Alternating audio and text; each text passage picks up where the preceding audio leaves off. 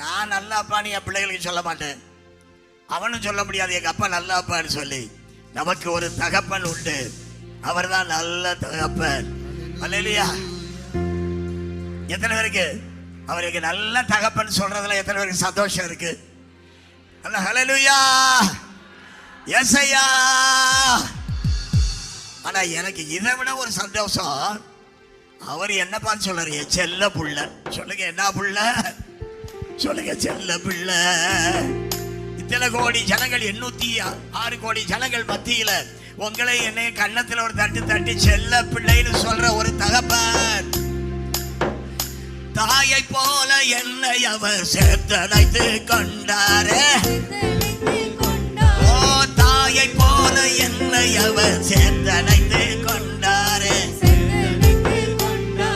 தந்தை போல